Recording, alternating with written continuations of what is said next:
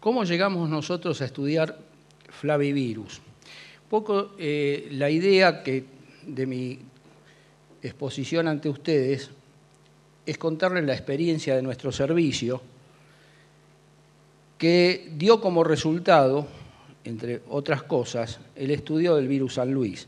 Pero en realidad venimos estudiando los flavivirus desde hace muchos años,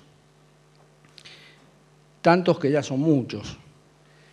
Empezamos en 1998, cuando asistimos y hicimos el primer diagnóstico de dengue en el Hospital Muñiz, de una paciente proveniente de Venezuela, una enfermedad que en ese entonces estábamos prácticamente cubiertos por el problema tan grande que tenía la salud pública y que sigue teniendo del virus VIH, que hablar de estas enfermedades en esa época era un poquito exótico. Al poco tiempo, pasaron 2 años, lo que estábamos esperando dejó de ser exótico y tuvimos el primer brote importado de dengue en la ciudad de Buenos Aires. Y ese fue nuestro primer contacto con los flavivirus. Cuando uno se refiere a una enfermedad como esta, que ya es considerada, y ya vamos a ver por qué, una zoonosis, tiene que estudiar varios aspectos. O sea, nos podemos quedar en la práctica asistencial o en el diagnóstico y obviar el resto. Pero lo interesante y lo que le ha dado vida a nuestro hospital en su larga trayectoria es justamente ir un poquito más allá. Y entonces entramos en distintas consideraciones que hacen al vector, al virus, al medio ambiente, a los hospedadores, al propio paciente, al hombre, y a todo lo que podemos llamar, así ambiguamente, genéricamente, el contexto social. Vamos a hablar sobre el vector. Aceptamos un poquito, yo diría alegremente, que el dengue es transmitido por Aedes aegypti, el virus San Luis por el culex y el virus de la fiebre amarilla en su faz selvática, que es otro flavivirus, por mosquitos del género Haemococcus y Sabetes. Y esto lo decimos muy ampliamente así, porque cuanto más necio es uno, menos conoce, más trata de generalizar. Y vamos a ver que no es tan simple como lo creemos. Cuando hablamos de vector tenemos que hablar de vector principal, de vectores secundarios, tenemos que hablar de este tema, que es un tema importantísimo, el de la competencia vectorial, y tenemos que hablar también hoy día de transmisión transovárica. Estos son los 3 mosquitos que en la mayoría de los lugares de la Argentina están produciendo problemas de salud pública: el Aedes aegypti, el Aedes albopictus y el culex. Hay otros más, pero estos son quizás los más importantes. Vectores del virus San Luis. Fíjense en ustedes, este es un excelente trabajo que ha hecho la Universidad de Córdoba, que han encontrado recientemente que Aedes aegypti, por ejemplo, es vector del virus San Luis. Que hay mosquitos del género culex, que no son precisamente culex quinquefasciatus, que es el que está reconocido, sí de otra especie, que hay un anófeles que puede transmitir el virus San Luis. Y acá podemos engarzar esto con un hecho que ha ocurrido recientemente. Se ha encontrado un 5º serotipo de virus dengue, probablemente oriundo del mono, que está circulando ya en varias regiones del sudeste asiático y de África. Y en América se ha encontrado transmisión transovárica de virus dengue en el género Haemococcus, que transmite la fiebre amarilla. O sea que la complejidad que encierra una enfermedad vectorial en lo que hace el vector es muy grande. Y lo único que podemos decir respecto del vector del virus San Luis, que hoy en la ciudad de Córdoba o en la provincia de Córdoba se conoce por lo menos que hay 4 géneros y especies distintas capaces de transmitir, cosa que nosotros, por ejemplo, en nuestra ciudad, en el área metropolitana, desconocemos. Asumimos lo que están haciendo en otras provincias. La competencia vectorial, este es otro de los problemas interesantes de esto. ¿Qué significa competencia vectorial, es la capacidad intrínseca que tiene el vector para infectarse, etcétera, etcétera. O sea, con esto que queremos decir, que no basta que exista el vector, sino que ese vector a su vez tiene que ser capaz de darle albergue al virus y que el virus haga todo un ciclo biológico en él como para después transmitir la enfermedad. En algún momento nos preguntamos, año 2002, 2003, hasta el 2007, nos hacíamos siempre la misma pregunta en el servicio. ¿Cómo es posible que en Buenos Aires tengamos pacientes que vienen en viremia, o sea, teníamos circulando el virus, pacientes que además venían con prácticamente 48 horas de viremia, que además teníamos Aedes aegypti como para que hubiera transmisión local y no teníamos casos autóctonos de dengue? Entonces pensamos, ¿será un problema de competencia vectorial? O sea, que los Aedes que tenemos nosotros no son capaces de posibilitar al virus que se reproduzca y a su vez se conviertan en vectores de la enfermedad. ¿Y cómo se estudia esto? Bueno, hay muchas maneras, desde la infección del mosquito por el virus en el laboratorio hasta maneras indirectas. Entonces nos asociamos con la Universidad de Córdoba, con la Facultad de Medicina de la Universidad de Córdoba y con la doctora Gardenal comenzamos a hacer estudios en mosquitos que capturábamos, ya les voy a mostrar cómo, en distintas zonas del país, con un estudio multicéntrico que hicimos a partir del hospital con otras provincias. ¿Y qué estudiaba ella? Ella estudiaba marcadores genéticos llamados microsatélites, que son partes del genoma que tienen, en este caso, las mitocondrias del mosquito, que no son partes del genoma que tengan posibilidades de codificar, si no los podríamos denominar, entre comillas, partes muertas, pero que tienen una característica, tienen una secuencia que se va repitiendo. Y eso permite, y como son muy pleomórficos, permiten hacer lo que se llama un estudio genético poblacional. Y fíjense en una cosa, dividimos en tres grupos. El primer agrupamiento, el 86% de los ejemplares que se habían capturado en Clorinda, se correspondían con el 93% de los ejemplares que habíamos obtenido en Buenos Aires. Y uno podría decir indirectamente que si corresponden a la misma población, genéticamente, obviamente esto es una parte del genoma del mosquito, pero es una parte que sirve para estudiar dinámica poblacional. Entonces decíamos, bueno, si hay tal correspondencia, evidentemente la competencia vectorial existe. Tenemos mosquitos en la ciudad de Buenos Aires capaz de transmitir el virus, porque sabíamos que en Clorinda ya había transmisión. El segundo agrupamiento se correspondía con ejemplares de Paraná. Y lo más interesante, cuando se estudiaron los agrupamientos de Córdoba, se vio que Córdoba tenían dos agrupamientos distintos. Uno eran subpoblaciones que estaban pegadas a una ruta de transporte, lo que hablaba de que eran introducidos esos insectos de otras partes del país, y subpoblaciones que estaban muy caracterizadas en la ciudad de Córdoba. Este es un estudio que nos llevó mucho tiempo, de tipo cooperativo, y que pudimos hacer gracias a un subsidio que en ese momento otorgaba el Banco Mundial a través del Ministerio de Salud de la Nación. Y permitió, en forma indirecta, hacer uno de los primeros estudios que hubo sobre competencia vectorial en flavivirus.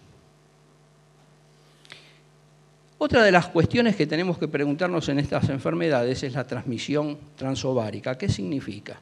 Que la descendencia del mosquito puede estar infectada sin necesidad de que haya una persona en viremia. Este es un estudio también muy interesante y fue un estudio cooperativo que hicimos con la Fundación Mundo Sano, en donde, con estas trampas que se llaman CDC, realizamos una captura en varios puntos de la ciudad de Buenos Aires y en otros lugares, por ejemplo, en Puerto Iguazú. ¿Y cómo sabe uno que hay transmisión transovárica? También hay varias maneras, pero hay una manera muy directa. Si los individuos machos tienen genoma del virus y el macho no se alimenta de sangre, sino se alimenta de jugos vegetales, Por lo tanto, ese macho, para tener genoma de virus, tiene que haber nacido de huevos que ya estaban infectados. El doctor Sergio Giamperetti, biólogo de nuestro servicio, con el licenciado Espinosa, que en ese momento primitivamente trabajó con nosotros en el Hospital Muñiz y después fue a trabajar a la Fundación Mundo Sano, encontraron genoma, esto es un estudio bastante reciente, encontraron genoma en mosquitos machos de Aedes aegypti, de dengue 3, con lo cual demostramos también en la Argentina por primera vez, y no en situaciones de laboratorio, sino en situaciones de campo, demostramos que hay transmisión transovárica del virus dengue. Con lo cual abrimos todo un espectro en lo que hace a la epidemiología de la enfermedad que es muy distinta a lo que se conocía hasta el momento. Para eso construimos un insectario donde el licenciado Espinosa estudiaba los huevos y las larvas de mosquito, que por el estudio cooperativo que habíamos hecho nos traían de distintas partes del país. Y de repente vimos involucrado al hospital, vimos involucrado al servicio nuestro en un estudio amplio con otros sectores, lo cual nos ha enriquecido muchísimo y nos ha dado frutos en este estudio que habíamos iniciado en el año 1998. El virus San Luis, que se llama así, no por nuestra provincia, fue reconocido por primera vez en la década del 30 en la Luisiana, un lugar de los Estados Unidos, donde causó una epidemia hasta ese momento desconocida de encefalitis, con una tasa de letalidad bastante importante y con una cantidad de pacientes con secuelas neurológicas tardías también muy importantes. A tal punto que rápidamente en Estados Unidos prácticamente todos los estados han tenido infección por virus San Luis. También debemos decir que en nuestro país el virus era conocido desde la década del 60 por los trabajos de la doctora Sabatini, pero que no habíamos tenido hasta ese momento patología humana, por lo menos fuera de algunos casos aislados. El virus de la encefalitis de San Luis es un virus, un flavivirus. Entonces, forma parte de una amplia familia, de los cuales ustedes ven reflejados acá el virus dengue, al de la fiebre amarilla, a la encefalitis del oeste del Nilo, que hoy es un problema de salud pública en Estados Unidos muy importante, a tal punto que ha desplazado a San Luis, Ileus, Buzucara, Rocío, podríamos hacer una lista interminable. Esto lo que nos está diciendo es de los problemas luego de diagnóstico que vamos a tener, porque todos estos virus comparten antígenos, dan reacciones cruzadas, producen enfermedades similares, pero llegado el momento de su control y de su prevención, tenemos que ir por carriles distintos porque tienen distintos vectores, distintas formas de presentación. ¿Cuáles son los genotipos reconocidos hasta el 2012 en la Argentina de virus San Luis? Bueno, acá lo mismo, uno puede decir, vi un paciente con una enfermedad por San Luis, o puede profundizar un poquito más y decir, ¿qué genotipo fue el San Luis? ¿Son todos los San Luis iguales? ¿Todos los virus dengue son iguales? No, sabemos que hay 4 serotipos, pero resulta que cuando vemos una epidemia por dengue 3 en el sudeste asiático y la vemos, por ejemplo, en Brasil, son distintas. ¿Y por qué? Porque las cepas son distintas. Entonces hoy lo que se hace es estudiar el genoma del virus. En Argentina se conocen 8 cepas, 8 genotipos de virus San Luis que se han clasificado en los grupos 3, 5 y 7. Y hasta no hace muchos años decíamos, y esto surgía de las lecturas especialmente de trabajos de Estados Unidos, la enfermedad vamos a aclarar que es solamente americana, no existe en el continente europeo, ni en Asia ni en África, y decíamos que muy probablemente, como en Estados Unidos, el gorrión sea el vector, el reservorio principal del virus. Sin embargo, estudios realizados especialmente por la gente del Instituto Vanela de Córdoba, la doctora Contigliani y el licenciado Almirón, ellos determinaron que no es precisamente el gorrión el reservorio más importante del virus y que al contrario es muy probablemente haya que buscarlo en otro tipo de aves. O sea que ya hasta en 1 o 2 años habíamos cambiado la concepción del reservorio. Hablábamos siempre del gorrión en base a las lecturas que teníamos de otros países y habíamos perdido la investigación en Argentina hasta que es retomada por el Grupo de Córdoba. Y ellos hicieron un estudio interesante, midieron la viremia. ¿Cuántos días un ave puede estar virémica? Y tuvieron un promedio de prácticamente 4 días.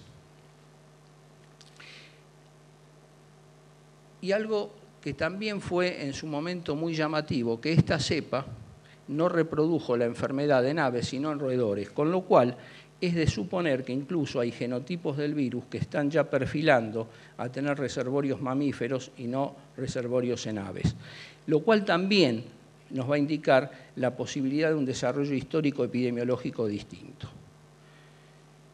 Desgraciadamente desconocemos cuáles son los genotipos circulantes en el área metropolitana de Buenos Aires. Esto es un trabajo que exige un esfuerzo muy grande desde el punto de vista tecnológico, captura de animales, etcétera, que por supuesto nos superan a nosotros como servicio de un hospital. Pero sin embargo, sí lo que hemos estudiado, la cocirculación de serotipos en un pariente del flavivirus, del virus San Luis, que es otro flavivirus, que es el virus dengue. Y lo hemos estudiado en cuanto al riesgo de dengue hemorrágico en el área metropolitana. Y hemos visto algunas cosas muy interesantes. Por ejemplo, estos son estudios que ha hecho la doctora Romer con el licenciado Giamperetti, que aquello que se decía de que el dengue era más grave en una persona que había sufrido 2 infecciones por serotipos distintos, en el estudio que estamos realizando ahora para nosotros no es así. Y esto se está viendo también en otras partes que están estudiando la relación genómica y la relación clínica. No es la infección heterotípica quizás el factor más importante para el desarrollo de la gravedad de la enfermedad, sino es el genotipo circulante. Por eso acá tenemos una deficiencia en nuestra área que es el desconocimiento de los genotipos circulantes. Influencia del medio ambiente en la relación virus-vector. Se habla mucho de esto. Se habla mucho del cambio climático, se habla mucho de lo que puede suceder con la tropicalización de áreas templadas como Buenos Aires y la expansión de las enfermedades vectoriales, que es cierto, cuando uno aumenta la temperatura, la humedad, las lluvias, los vectores en general sufren una mayor propensión y a veces, efectivamente, en Buenos Aires tenemos algunos lugares, todos reconocemos este lugar del hospital, que parecen muy tropicales y decimos también muy fácilmente, estamos tropicalizándonos y seguramente vamos a tener un incremento de las enfermedades vectoriales muy importantes, pero después también tenemos esto. Y hoy hay muchos investigadores que están diciendo que no es seguro que estemos yendo a un recalentamiento global ni a un cambio climático. El cambio climático global hubo siempre, pero no es tan seguro esto. Entonces hay 2 maneras de estudiarlo. O decir, nos estamos tropicalizando y plantear situaciones casi bélicas sobre estas enfermedades, de lo que puede llegar a pasar, o estudiarlo bajo otro punto de vista. Y pensando cómo podemos estudiar la influencia del medio ambiente, y estas son conversaciones que teníamos con el licenciado Espinosa, dijimos, a ver, mosquitos tenemos, el virus viene con la gente de otros países y de otros lugares de la frontera de la Argentina. ¿Y por qué no se produce? Si cuando entró el virus influenza se produce la epidemia de influenza, ¿por qué no cuando entra el virus dengue? Porque obviamente tiene el vector. ¿Y qué es lo que puede estar influenciando el vector? Y entonces ahí sí estudiamos una variable ambiental que es la temperatura media. Para esto, ¿qué tuvimos que hacer? Tuvimos que capturar en distintos lugares de Buenos Aires mosquitos, tuvimos que reproducirlos en el insectario del hospital, tuvimos que, de alguna manera, estudiar cuál era la vida media de esos mosquitos, la longevidad. ¿Vive lo mismo un mosquito hembra en Buenos Aires que en Clorinda o en Misiones? ¿Y qué importancia tiene esto?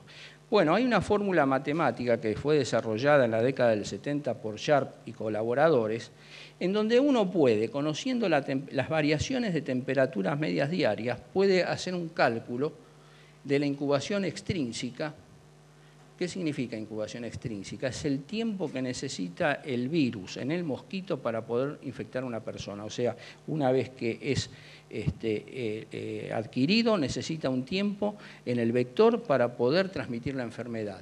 Y el periodo gonadotrófico es el momento que tiene el vector de transmitir la enfermedad porque es el momento en que se alimenta. Y entonces, conociendo esa temperatura media y la longevidad, pudimos, y gracias al trabajo de Manuel, pudimos estudiar y comparar no solamente esa diferencia de vida media que ustedes ven, 15 días contra 38, por ejemplo, de emisiones, sino que él comparó las distintas posibilidades, en donde si uno dice muere antes de que se cumpla un ciclo gonadotrófico, obviamente, por más que esté infectado, no va a poder transmitir la enfermedad, o muere antes de que se cumpla el ciclo extrínseco, tampoco va a poder transmitir la enfermedad, pero en el caso de que viva mucho y supere un periodo de incubación extrínseca y un gonadotrófico, va a producir la enfermedad. ¿Y para qué sirvió esto? Para que hagamos curvas para Buenos Aires. Y entonces comparamos, en base a esto, qué había pasado en el 2000, que habíamos tenido un brote de enfermedad en el área metropolitana. En base a eso hubo 2 días nada más posibles de transmisión y eso un poquito nos explicaba por qué no teníamos la enfermedad. Si teníamos todos los componentes, el vector, el virus. Lo estudiamos para el 2007, donde ya había habido algunos días dispersos de transmisión y finalmente lo estudiamos para el 2009 cuando tuvimos el brote autóctono de la enfermedad en la ciudad de Buenos Aires, donde tuvimos 90 días continuos. Esto, llevado incluso a una modificación de la vida media del vector, significa 2 posibilidades de transmisión, con lo cual habíamos logrado encontrar una explicación más o menos coherente, no absoluta, en esto no hay explicaciones absolutas, de por qué en determinados momentos epidemiológicos se puede producir un brote de la enfermedad o la transmisión de casos aislados de la enfermedad y por qué en otros momentos no. Esto incluso en la publicación original que hicimos lo propusimos como una manera de vigilancia epidemiológica de la enfermedad, porque ya dijimos basta de estudiar si tenemos Aedes aegypti, ya sabemos que los tenemos, sabemos los meses que vamos a tener Aedes aegypti, sabemos los países que tienen lo que tenemos que saber si hay posibilidades de que se transmita en nuestro medio o no. Y esto lo propusimos como una manera de vigilancia epidemiológica. Los hospederos del virus, no sabemos cuáles son en nuestro medio. Es una lástima porque la ciudad de Buenos Aires tiene recursos para saber esto, los podría estudiar, pero no los ha estudiado. Nosotros lo que podemos decir es lo que dice el Instituto Vanela, con el cual hemos hecho una buena alianza en algunos aspectos, en donde sabemos que Torcasas y Torcasitas pueden ser los reservorios más importantes en Córdoba, pero en la ciudad de Buenos Aires realmente esto no lo sabemos. Sí, podemos desestimar por la viremia muy corta que tiene al gorrión como uno de los reservorios. Manifestaciones clínicas de la enfermedad. Lo primero que tenemos que plantearnos es cuántos casos hay de infección asintomática. Nosotros sabemos que las enfermedades por flavivirus producen muchos casos asintomáticos, o sea, sin infección pero sin enfermedad asociada. Pero lo que no sabemos en realidad es cuál puede ser ese porcentaje. Teníamos un estudio hecho para otro flavivirus, que es el dengue, lo hicimos en Ingeniero Juárez, en la provincia de Formosa, esto lo hicimos en el año 2004, y en ese estudio colaborativo en que intervino el Ministerio de Salud de la Nación, nuestro hospital, el Instituto de Fiebre Hemorrágica Maiztegui, etcétera, etcétera, demostramos que después de un brote de flavivirus dengue en una comunidad huichi localizada en la zona de Formosa, demostramos que el 60% de la población había sufrido la infección, pese a que no todos ellos habían tenido enfermedad. Pero lo más importante, demostramos que al ser dengue 3, este brote provino no, como se decía, de Paraguay, sino provino de la misma provincia de Salta a través de una ruta que comunica la zona esta del Chaco salteño con esta zona de Formosa. Este fue el primer estudio que se hizo, fue un estudio piloto de circulación de flavivirus en la República Argentina. Hasta que, bueno, dejamos ya de hablar de cero prevalencia y nos encontramos en el 2010 con el primer brote por encefalitis de San Luis en el área metropolitana de Buenos Aires. Un estudio colaborativo que hizo nuestro hospital, el Instituto Maistegui, el Hospital Ramos Mejía, el Hospital Británico.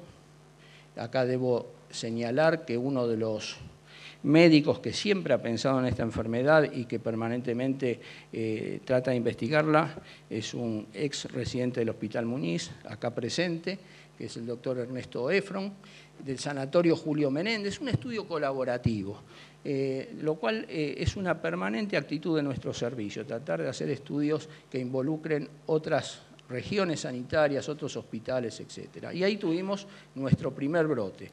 Brote que, además de ser el primero comunicado para el área metropolitana, hizo que en ese momento una médica de nuestro servicio, la doctora Jessica Monroy, tuviera una beca estímulo en investigación para justamente estudiar las meningoencefalitis de origen zoonótico y además un trabajo que hicimos con el Ramos Mejía en pacientes coinfectados por el virus VIH y el virus San Luis. Y hablando de coinfección, este es uno de los problemas muy interesantes que tiene el San Luis. El San Luis generalmente, o quizás la terminología generalmente sea un poquito exagerada, pero de todas las patologías que uno conoce infectológicas en pacientes inmunocompetentes, es uno de los virus que generalmente coinfecta. Lo hemos visto coinfectando con enterovirus, en la provincia de Salta coinfectando con meningococo B, lo hemos visto coinfectando en meningitis asépticas con leptospira. Esto es un tema de investigación clínica que queda abierto, muy interesante. Bueno, lo que hemos visto es que se puede confundir con el dengue, que algunos casos son meningitis puras y que otras son meningoencefalitis.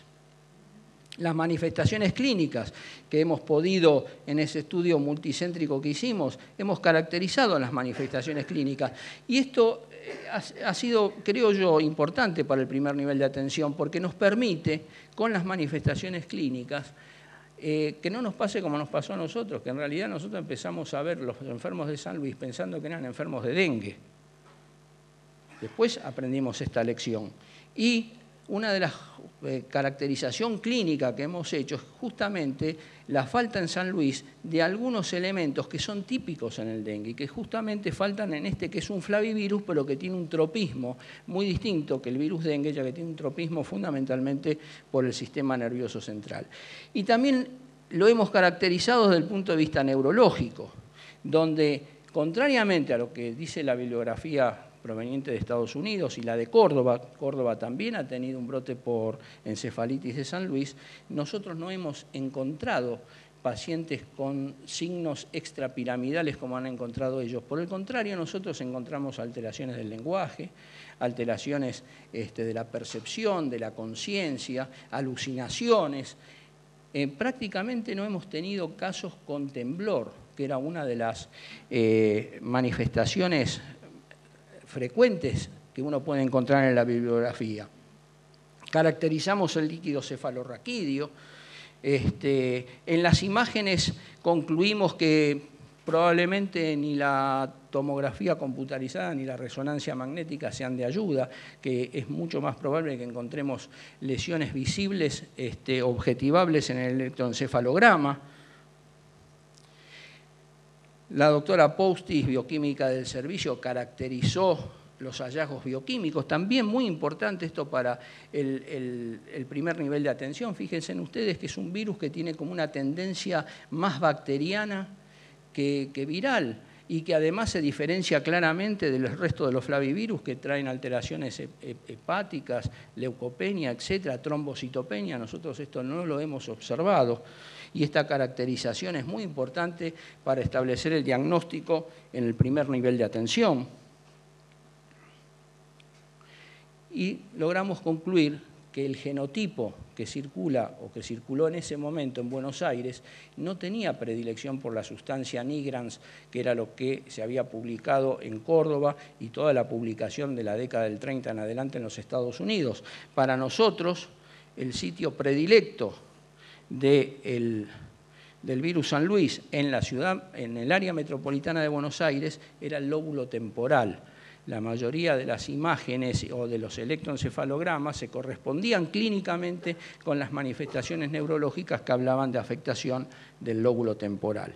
Y esto nos está diciendo que muy probablemente, más allá del genotipo 1, del genotipo 3, el 5 o el 7, las cepas circulantes puedan tener una caracterización clínica distinta. ¿Cuáles fueron las diferencias que observamos con otras experiencias? En nuestros pacientes, más del 50% de los enfermos tuvieron sintomatología prodrómica, lo cual lo hace aún una enfermedad más confundible con todas esas enfermedades infecciosas que entran a formar parte del síndrome febril agudo, desde el dengue pasando por la leptospirosis, la fiebre hemorrágica, etcétera, etcétera, lo cual plantea un sinnúmero de diagnósticos diferenciales en las primeras etapas de la enfermedad. Que nosotros no hemos visto temblor, como han visto en otras series, que tampoco hemos visto signos clásicos de meningitis, como vieron en otras series, que ellos no mencionan como frecuente las alteraciones del lenguaje, y que para nosotros, insistimos, lo más importante era el lóbulo temporal. Problemas diagnósticos que hemos observado. La viremia y la presencia del virus San Luis tanto en sangre como en líquido cefalorraquídeo, antecede a la sintomatología. Por lo tanto, no nos van a servir los métodos de diagnóstico, ni siquiera los moleculares. Así como en virus dengue, la PCR nos da unos excelentes resultados, acá no la podemos aplicar porque la persistencia en esos fluidos es anterior a la sintomatología. No se dispone de un método que detecte antígenos en fase prodrómica. Fíjense que en otro flavivirus, como es el virus dengue, se ha avanzado mucho con la incorporación de una proteína no estructural, que es la NC1, en el diagnóstico rápido en fase prodrómica.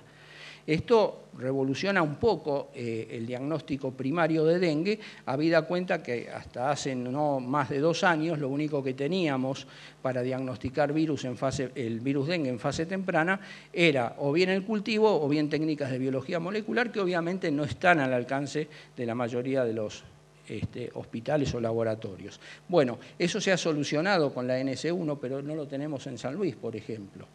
Tenemos una alta seroreactividad cruzada con los otros flavivirus, obviamente dependiendo de la técnica que utilicemos, pero la seroreactividad existe, entonces no podemos decir frente a una IgM estoy en presencia de un virus dengue, un virus San Luis o incluso hasta de fiebre amarilla. Tenemos que tener cuidado con esos entrecruzamientos y mejorar la metodología.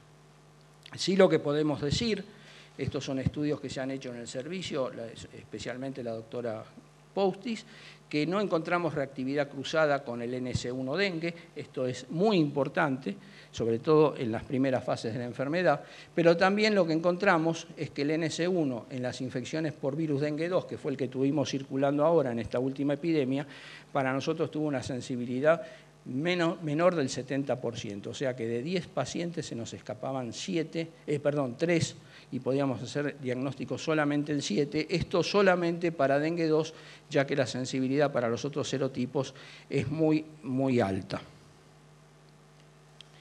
Para eso entonces, ¿qué hicimos?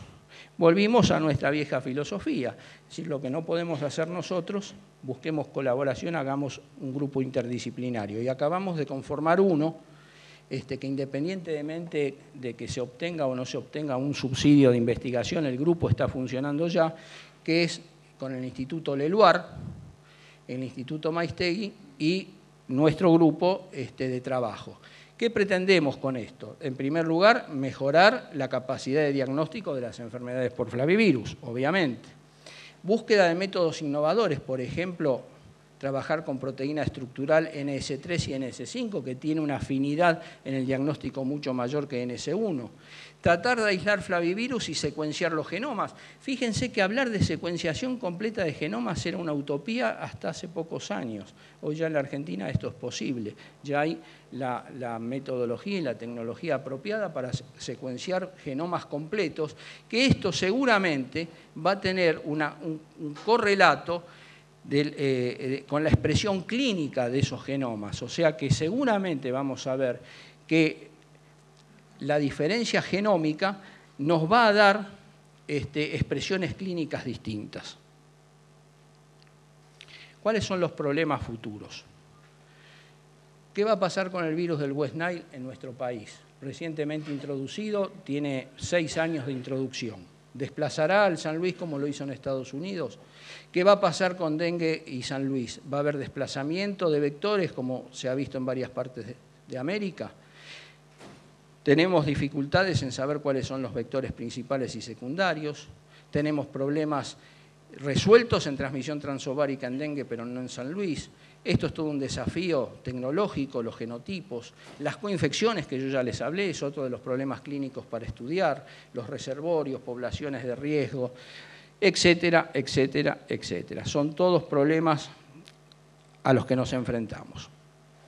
Ahora bien, para finalizar, quiero hacer un pequeño, no sé si llamarlo homenaje o en cierto modo recordatorio, o de alguna manera significar en 3 grupos etarios distintos que marcaron la actividad del Hospital Muñiz muy profundamente. Nosotros somos muy defensores y creemos mucho en el trabajo interdisciplinario. Creemos que es la base de la ciencia hoy. Creemos no solamente en el trabajo interdisciplinario, sino creemos en el trabajo multicéntrico, cooperativo.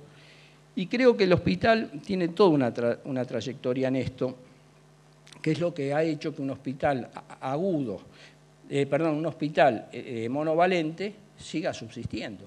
Es un hospital que ha ido siempre más allá del simple diagnóstico de la asistencia del paciente. Hemos ido siempre un poquito más allá. Y ese es el vigor que tiene nuestro hospital. Al primero que quiero recordar, y si ustedes quieren homenajear, es al doctor Pena. La estructura del hospital, tal cual la conocemos hoy, la diseñó Pena. Fue un gran arquitecto sanitario, pese a que era médico. Entre las muchas cosas que hizo, que serían innumerables, se nos escaparía el motivo. El que inaugura la casa de aislamiento, el que produce la primera cremación, esta foto por los médicos y el personal del hospital, todo el personal de salud del hospital es muy conocida, lo que pasa es que esta chimenea ahora no está, ese era el horno crematorio del hospital.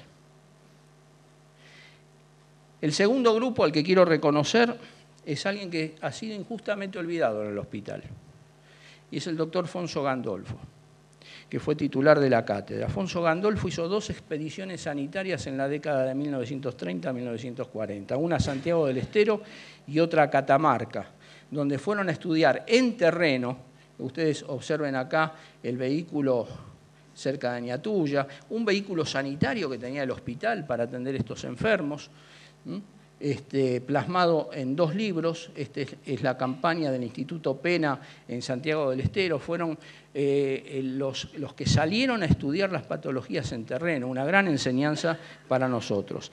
Y finalmente, quiero con esto que se entienda, que voy a mostrar 2 personas que para mí son el paradigma de lo interdisciplinario, del trabajo en terreno, de aquello que le da el plus al hospital. Y no me quiero olvidar de nadie, ni siquiera de mis maestros, de Giuliano, de Palmieri, de Marcelo Díaz Lestren. Pero creo que es justo terminar con esto.